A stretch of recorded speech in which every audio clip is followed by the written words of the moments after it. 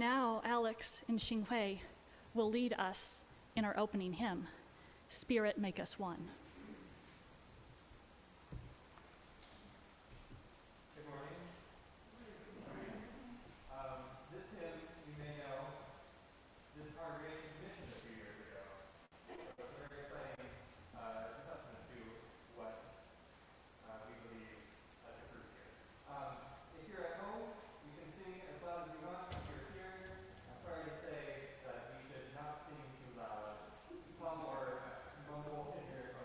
I'd like to invite you to stand if you'd like.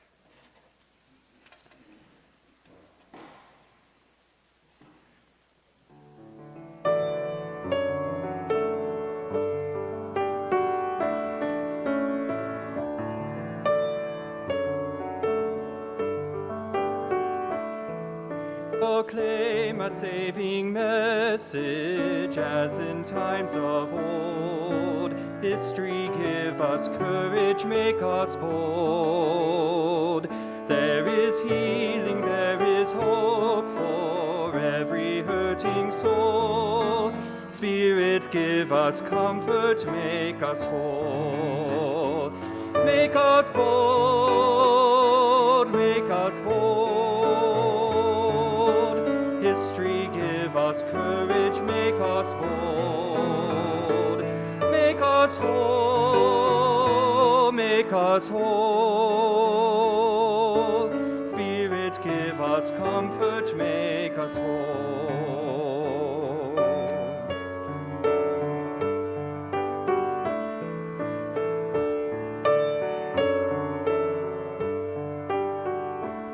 Earth receive our heart's thanksgiving under prairie skies. Nature bless our yearning, make us wise. We are here for one another in good times and bad. Spirit give us laughter, make us glad. Make us wise, make us wise. Nature bless our yearning, make us wise. Make us glad, make us glad. Spirit give us laughter, make us glad.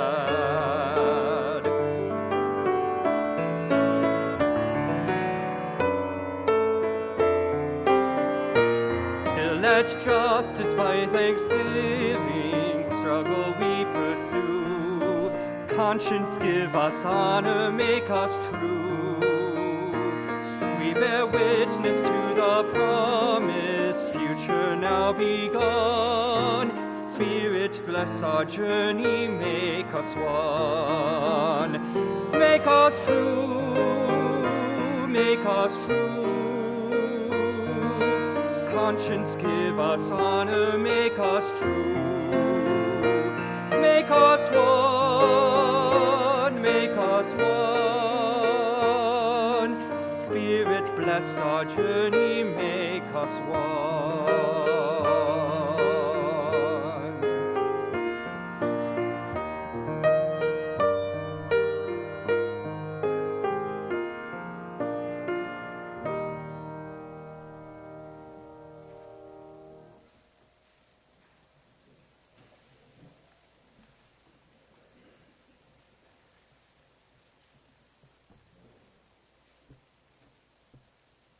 Unitarian Universalists, we light a flame within a chalice as a symbol of sanctuary and safety, to unite us in our worship and to remind us of our ongoing search for the light of truth.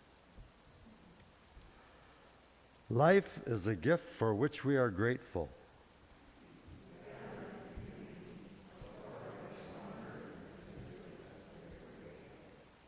So let us now kindle the flame of our liberal religious heritage and renew our covenant of mutual love and care.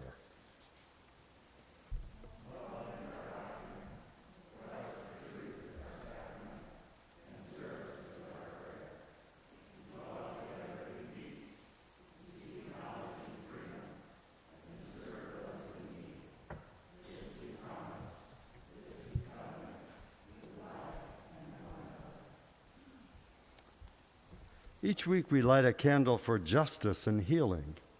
We hold space for our understanding of interdependence, that our liberation is bound up with every person's liberation, and our feelings of rage and heartbreak over the ongoing pandemics of illness and racism, the devastation of climate chaos, and the waves of trauma washing over our world.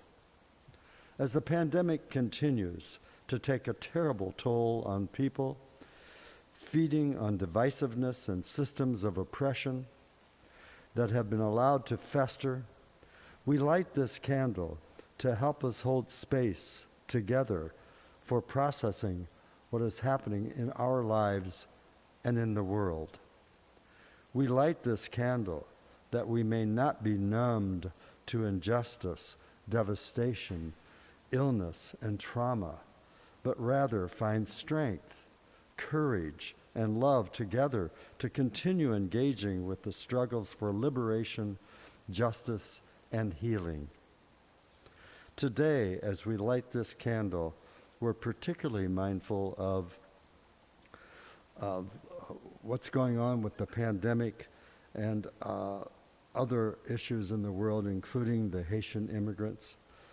After I light this candle, let's hold time of silence to listen to our hearts and bodies, and perhaps to lift up prayers.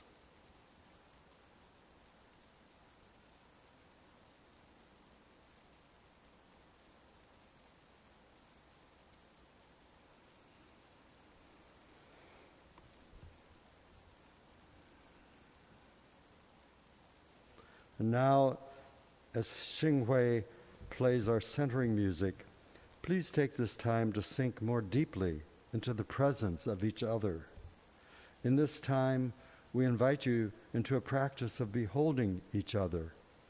If you're online, participating in the service, and you'd like, please turn your cameras on and spend this time beholding each other's faces, each other's presence. If you're in the sanctuary, please take this time to behold the reality of each other. And please feel free to use the chat to let us know that your candle is lit.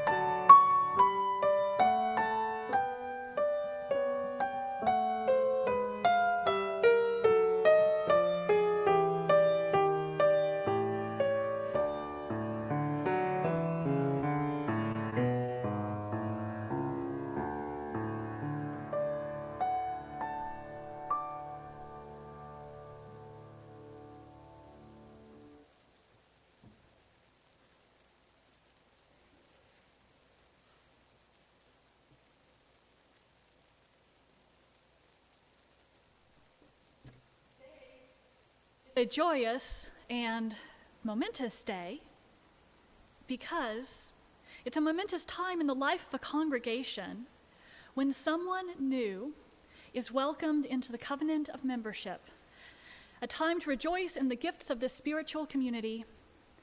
Today, Peggy Garrigus, Director of Congregational Life, and Alan Swanson, President of the Board of Trustees, will be joining me in leading this new member covenanting ceremony. So Peggy and Alan, would you like to come up here?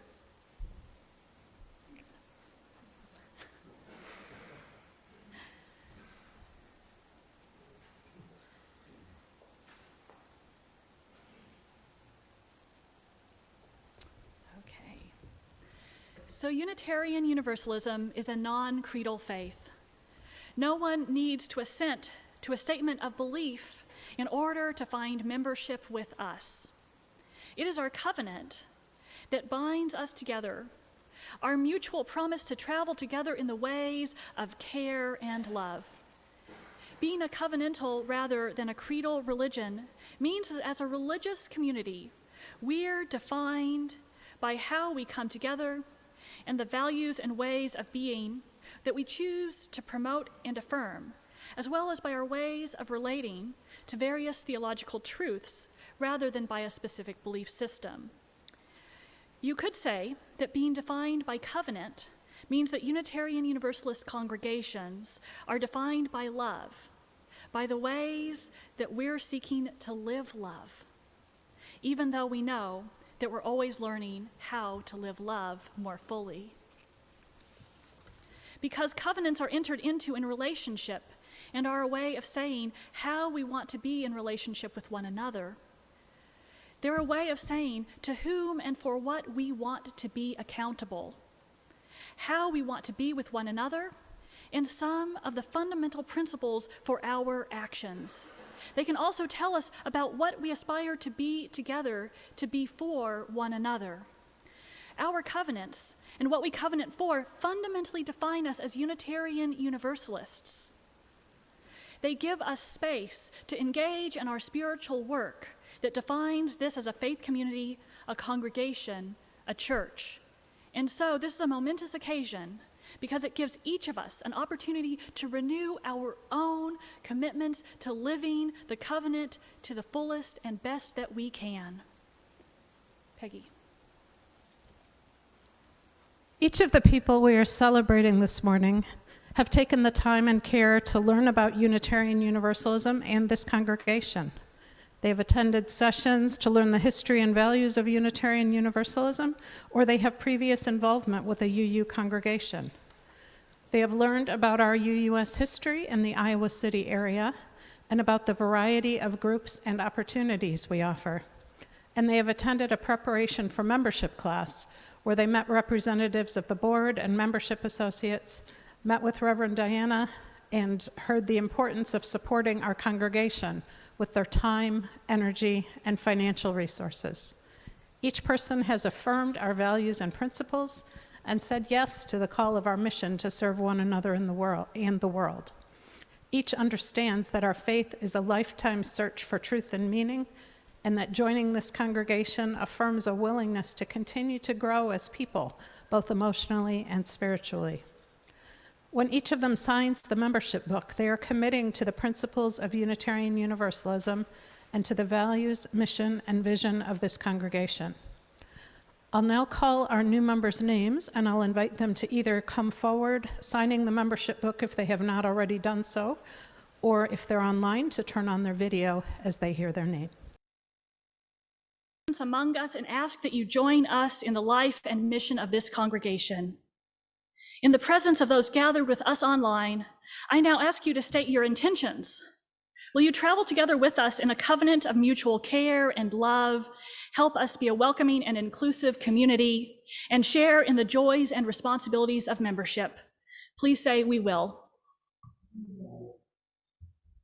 And will each of you join us joyfully and as fully as you are able in our shared ministry of serving others as we seek to be a welcoming and spiritually diverse home, a place where we act on our values to honor the earth, advocate for racial and social justice, foster deep connections, and embrace the ongoing quest for meaning? Please say, we will. We want everyone to be able to welcome these new members. And since we're online, we'll be doing this a bit differently. I invite the members of the congregation to say, we will, when I indicate, while the members who are in the person with us to say the words with me. Then I invite those of you who are online to extend your welcome to our new members using the chat function. So now, will your ongoing members joyfully welcome these persons into our congregation, invite them into our shared ministries, be open to their unique gifts and wisdom, and covenant to travel with them and each other in friendship, respect, and love. Members of the congregation, please say, we will. Do you renew your promise to travel together with one another in a covenant of mutual care and love, to help us be welcoming and inclusive, to be a welcoming and inclusive community, and to participate in our shared service to one another and to the world as fully as you are able? If so, please say, "We do."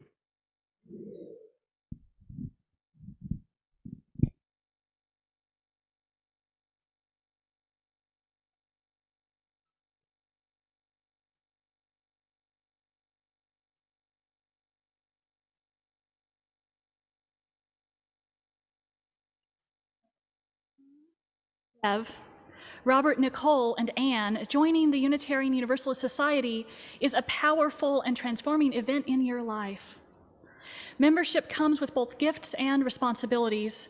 Within this community of seekers, you will be challenged to grow in spirit and to live out our UU principles in your lives within this congregation and beyond it. Ours is a shared ministry. You will be called to offer the fullness of who you are as individual persons in service of our mutual promises of love and care for each other. Our deep hope is that you will open your hearts to accept the gifts of spiritual community and to know that you do not journey alone.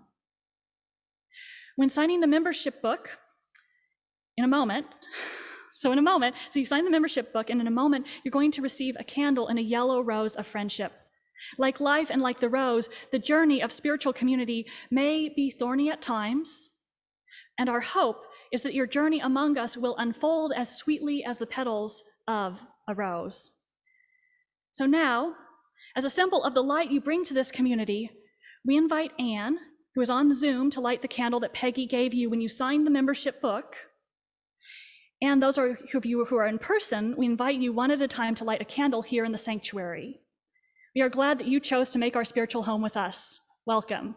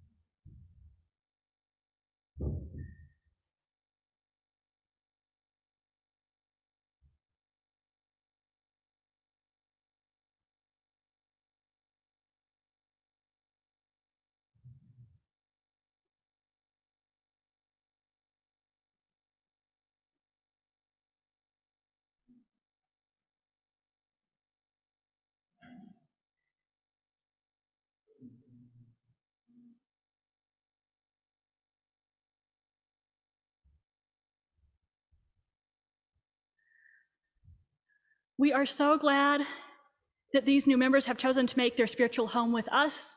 Welcome. And now, Marcia Thrall, our Director of Lifespan Religious Education, will lead us in our RE moment. And I think we'll begin with, well, maybe Marcia will talk and then we'll have a video.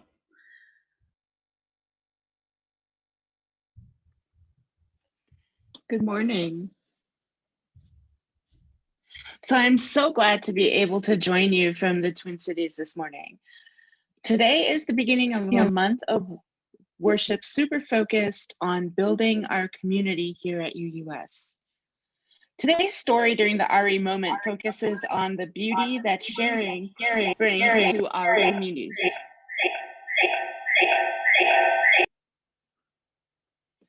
Within the coming days, All members and friends at UUS will be receiving from Religious Education a small package with very special instructions.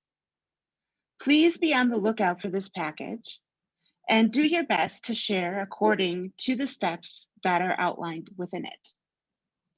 And now let's listen as Ernest Borgnine reads the timeless classic book about sharing, Rainbow Fish, which was written by Marcus Pfister. Hello, and welcome to Storyline Online, brought to you by the Screen Actors Guild Foundation.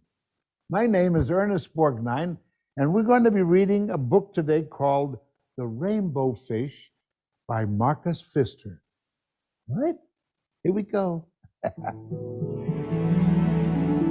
A long way out in the deep blue sea, there lived a fish. Not just an ordinary fish, but the most beautiful fish in the entire ocean. His scales were every shade of blue and green and purple, with sparkling silver scales among them. Oh, beautiful. The other fish were amazed at his beauty. They called him Rainbow Fish. Come on, Rainbow Fish, they would call. Come on and play with us. But the Rainbow Fish would just glide past, proud and silent, letting his scales shimmer. One day, a little blue fish followed after him.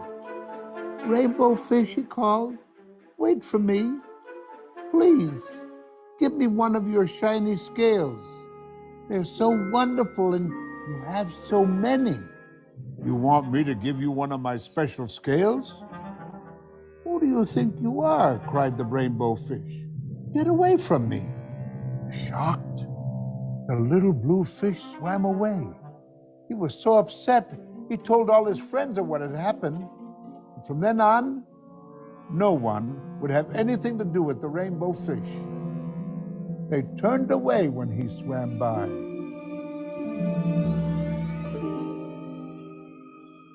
What good were the dazzling, shimmering scales with no one to admire them? Now he was the loneliest fish in the entire ocean. One day he poured out his troubles to the starfish. I really am beautiful. Why doesn't anybody like me? I can't answer that for you, said the starfish.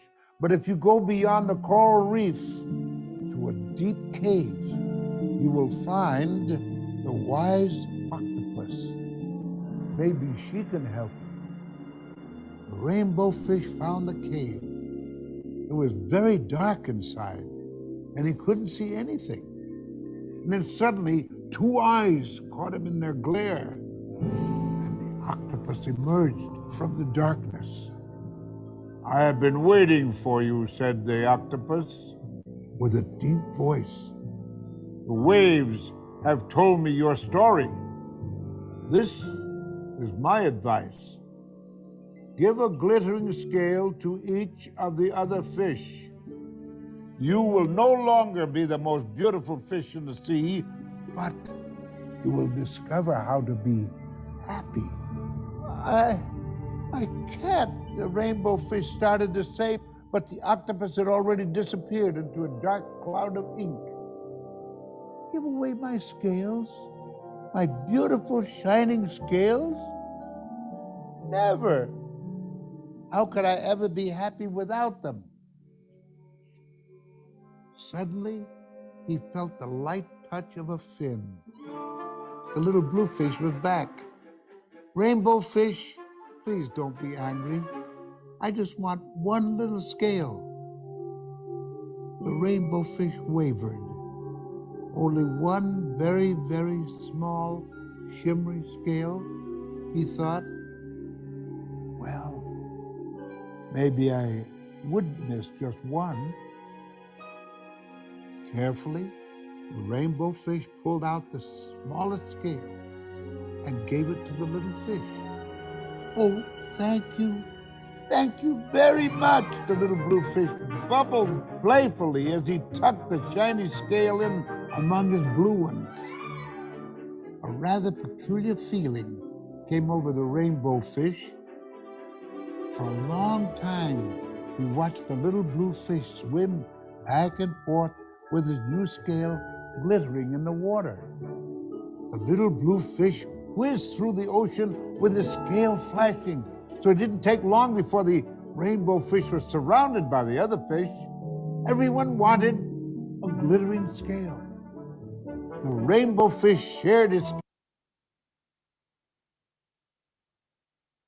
scales left and right, and the more he gave away, the more delighted he became. When the water around him filled with glimmering scales, he at last felt at home among the other fish.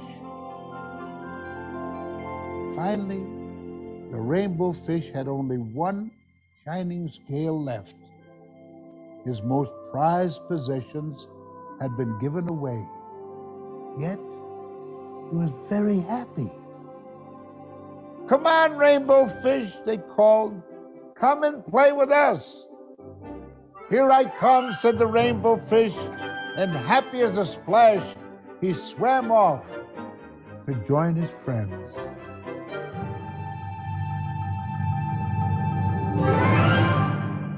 Isn't that wonderful?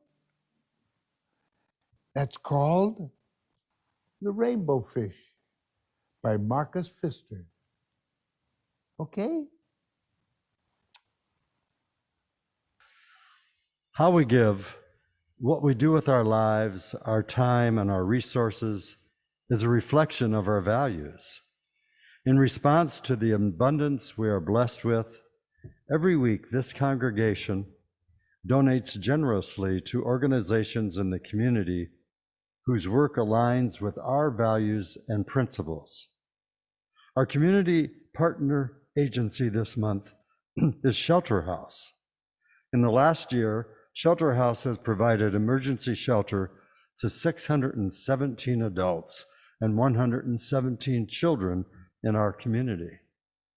In just the first 6 months of 2021, with grants and individual gifts for eviction prevention work, Shelter House has been able to keep 555 individuals in 236 households from experiencing homelessness. On the screen, you will see instructions for how to give online, or you may take this time to write a check and address an envelope to UUS to be put in the mail. If you're attending this service here in the sanctuary, you can give online, or there is a basket for checks in the atrium. The usher can help you find it after the service. You may assist our community partner, contribute to the congregation to provide additional support for our operating expenses, or contribute toward the pledge to our society. The offering is a sign of commitment to this free congregation, which is completely supported by the voluntary generosity of all who join us. As we give and receive the offering, may we be transformed by our giving, and may the world be transformed by our gifts.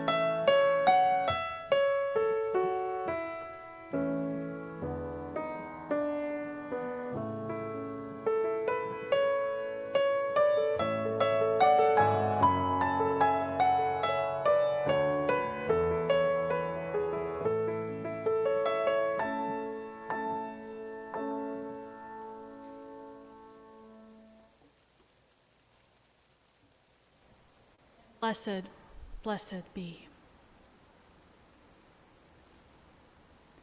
Now Liz Swanson is going to come up and share a message with us.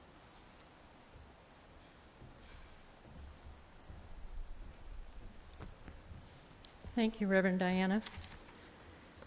Welcome to everyone on this Stewardship Sunday and the new member ceremony. It was very, very nice to be here. As we move into 2022, I hope that we'll all be able to worship together in this beautiful space. But until then, we need to continue to support one another, our board, our teams, our committees, and our minister and staff, and the programs they are skillfully presenting in these challenging times. The critical part of this support lies in you pledging as you can for the 2022 campaign. These dollars are key to the revenue needed to pay staff and sustain programs that align with our mission and goals. As you are able, I hope you'll increase your support over last year. Within the past several days, teams, staff, and committees have been asked to closely examine their financial requests for next year. Since this process is in way to collect information to frame the operating budget for the next year, it is important that you have your pledge statement in as close to October 17th as possible. In addition, we have another wonderful opportunity this year. You have all received a yellow, I'll find it in my materials here, a yellow slip with your pledge brochure. This yellow slip means that for those that are new members and for those individuals who did not pledge in 2020 have a special ability to help. Because we have an anonymous donor who will match up to $5,000 of the pledges received. That is dollar for dollar. I would appreciate if you would really consider this opportunity. I want to thank Diana Miller, our co-chair for our Stewardship Committee, who keeps us on track with her fabulous timeline. And the members, Pete Brokaw, Jeffrey Ford, Reverend Diana, for their input, and the creative Michael Schmidt for formulating the materials. Emma Barnum has been superb in organizing us and posting the information on the website. Please, all of us need to consider strengthening our pledges. The UUS needs all of us. Thank you.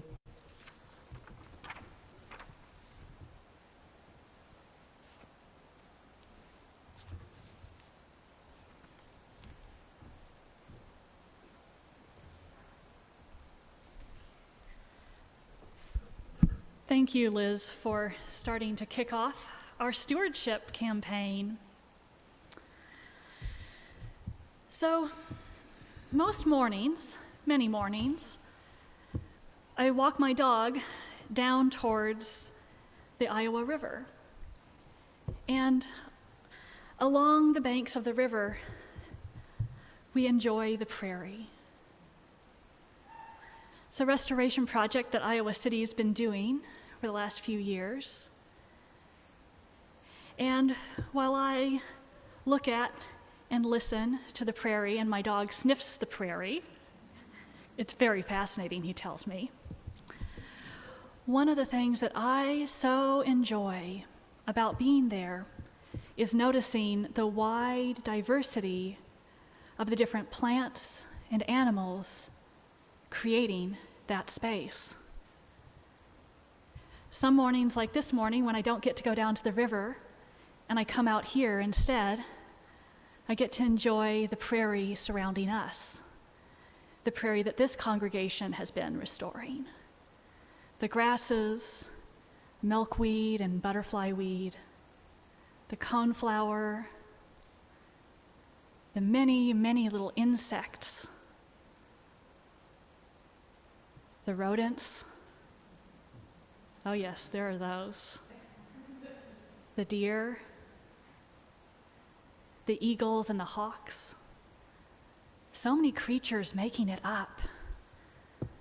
Co-creating that prairie to be something that is life-sustaining, remarkable and beautiful.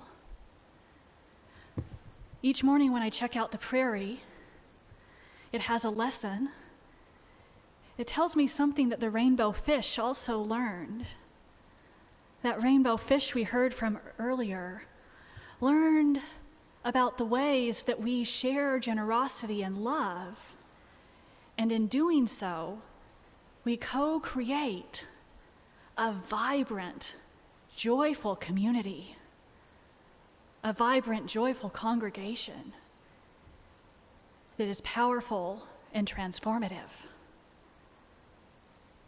Given the pervasive messages of our larger world, it's easy to imagine that the community, the prairie, the ocean, the congregation, is something to consume, something that's here to serve all of our wants and needs, kind of like the rainbow fish, or another place where we sacrifice ourselves to help others, because those are two of the main messages that we get in our larger society, that things are either here to give us what we want or to sacrifice ourselves for. But really, this congregation is far more subversive and transformational than that. And the messages of those ecosystems, be they prairie or ocean, are far more subversive and transformational, because this is a place where we over and over again engage in the radical act of sharing to create something that's transformative, that is greater than the sum of its parts.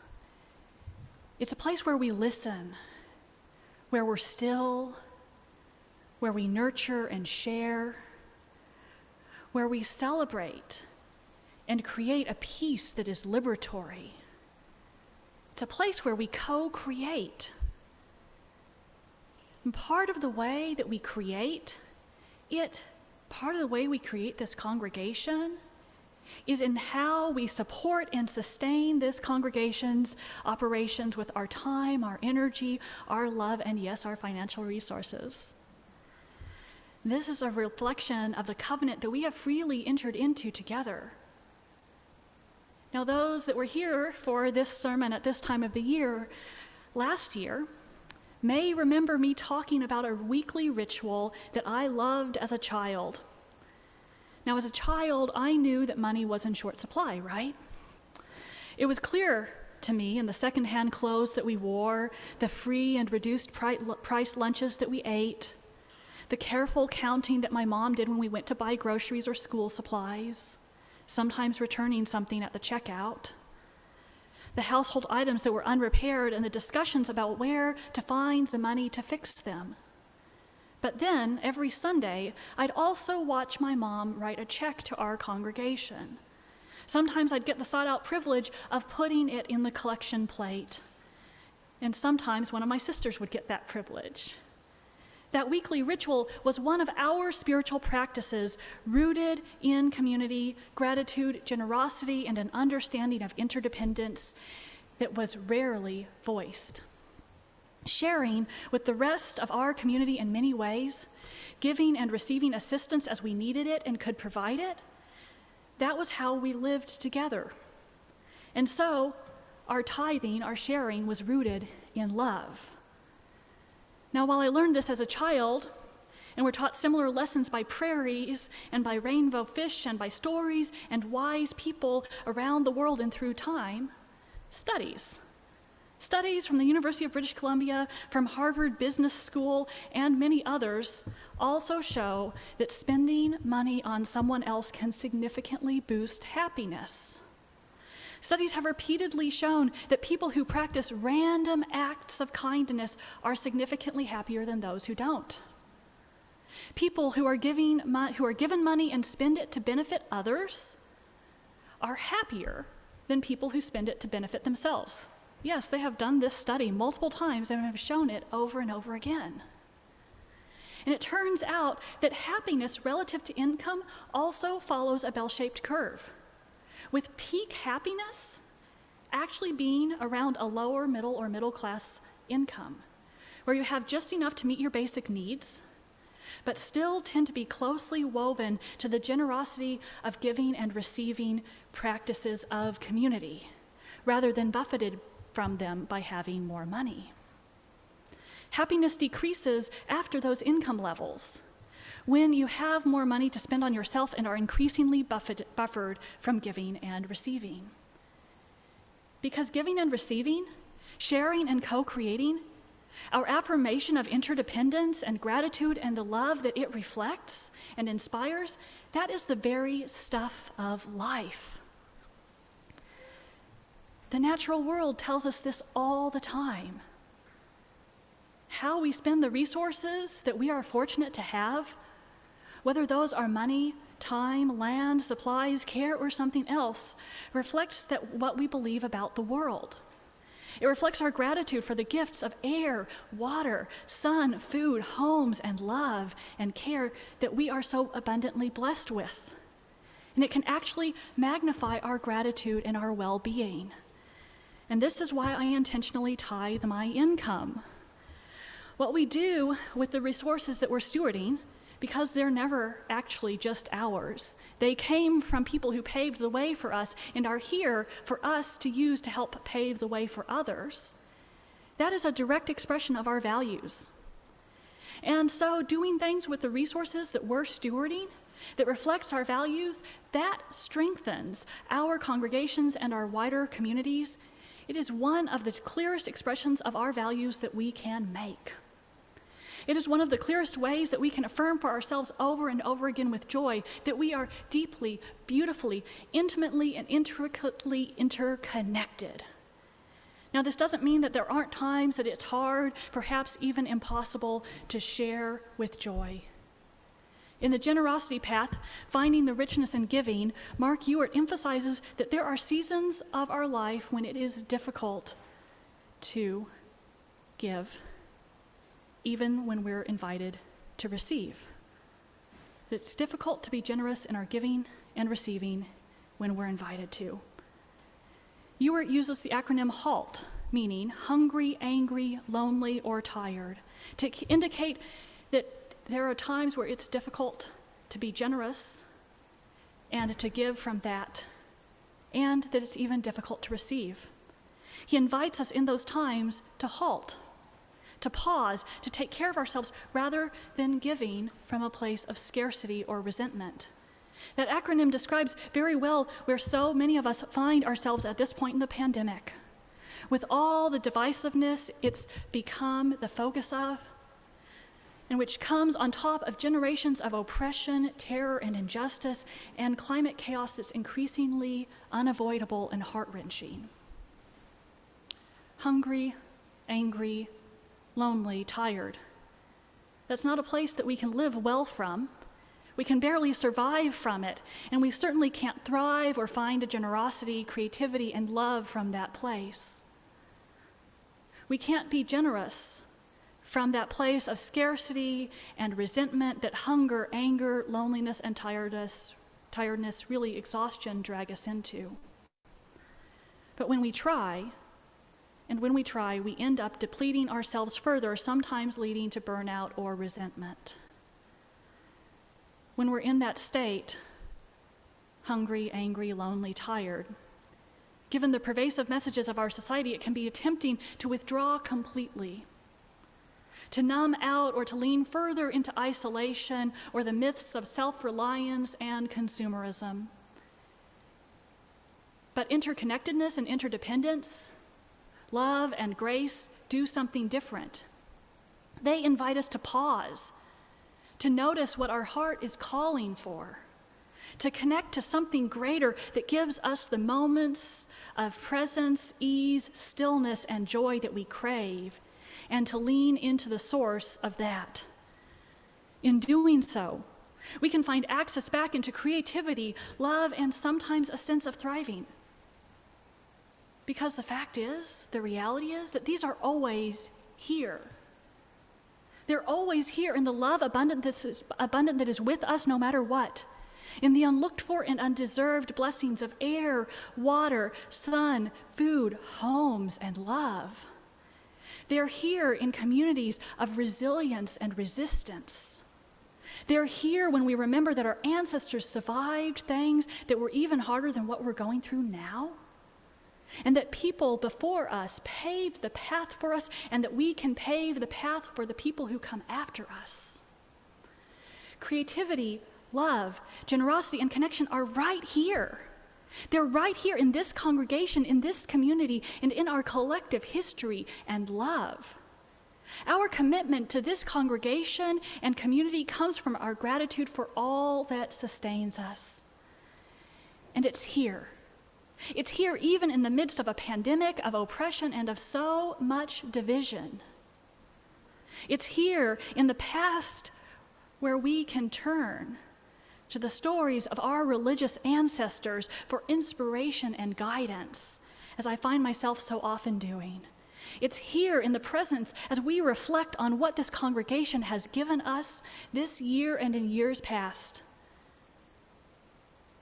And so today, as we reflect on love and generosity, on connection, my question for you is this: how has this congregation helped you connect with yourself, with each other, or with the wider community this year, or helped you find the resources, the sustaining love to do so, particularly when you've been overwhelmed, hungry, angry, lonely, or tired? How has it helped you find love, connection, creativity, and generosity? This month, I invite you to sit with, to reflect on this question and what it brings to your heart and mind, what it tells you about what this congregation means to you, how you help create this congregation, and how you might want to help create this congregation in the future. How we commit to our congregation and express that commitment changes over time. Our financial resources change, the time we have available changes, our ability to share presence and care changes, and the things that bring us joy even change. And yet, we can always commit to engaging with our congregation with generosity, to giving from a place of love, because that's what makes us strong.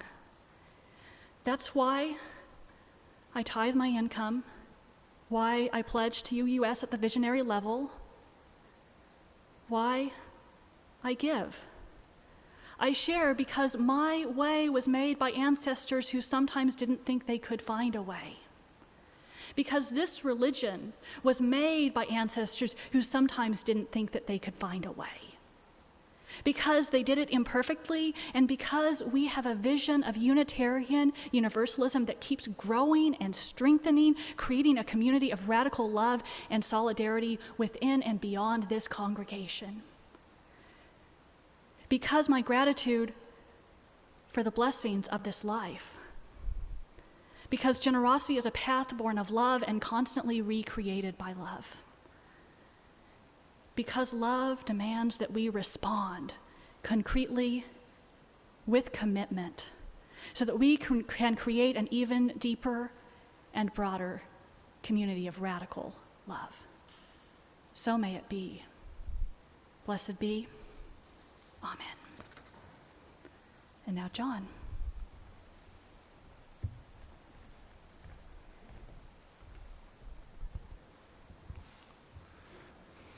Nurturing gratitude and how we understand and express interdependence is part of how we live into our Unitarian Universalist faith. May what has been shared today help us more fully affirm our inner connection and live into love and justice. Immediately after the service, we have time, for all to join in conversation and community, whether you're online or in sanctuary. After the service, a host will explain the process for that location. I want to give a shout out to Iowa City Pride, which is happening this next Saturday, October 2nd. UUS will have a table at the festival on Saturday and will be marching in the parade at noon. After that, our music director, Alex Heatland, will be leading the choir, which he also directs at 1 p.m. That's choir, Q-U-I-R-E. I'll be there for the march, as will Reverend Diana, and tabling during the festival, and hoping many of you will join me. Please contact Sally Hartman or Marcia Thrall to get connected to the logistics. And now, to close our hymn today, we will sing hymn number 1017. If you're at UUS, all of you here, please sing softly into your masks, hum or move your hands or body with the music. If you're at home, please feel free to sing as loudly as you like. And if you'd like to stand, you're welcome.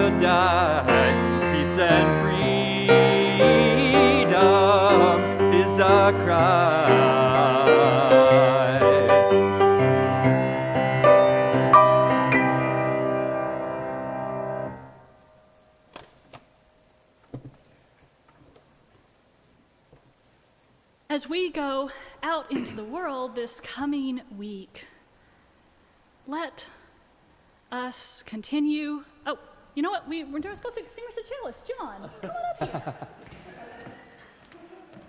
I was enjoying that, but okay.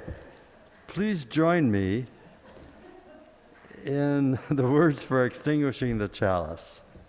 We extinguish this flame, but not the light of truth, the warmth of community, or the fire of commitment.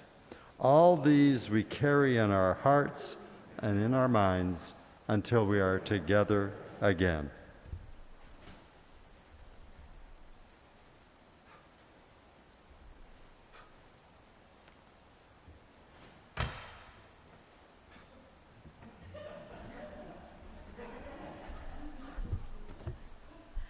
You know, we need a little creativity, right? So sometimes we just gotta work with what we've got. After this service, I hope that you will all express your appreciation and gratitude to our fabulous tech folks. I know we had glitches today. Let's do it right now, actually.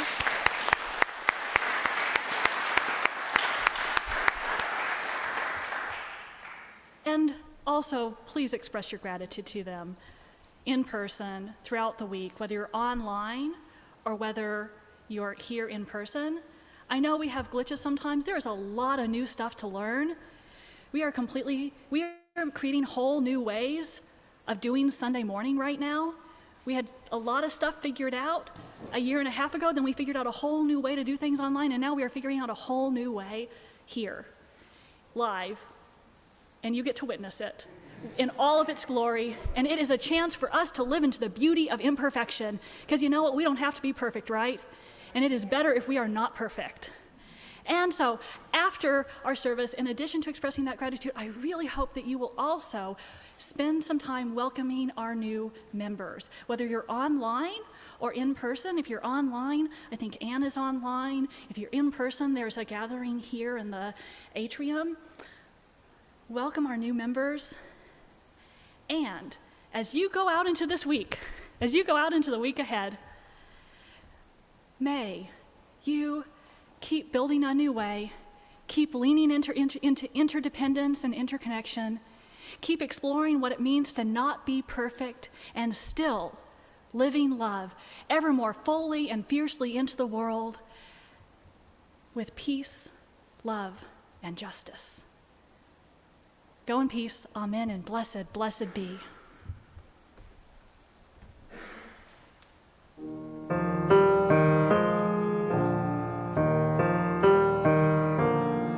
May we carry this light in ourselves. May we kindle the light in each other. And may we use our light to bring justice in this world. Blessed be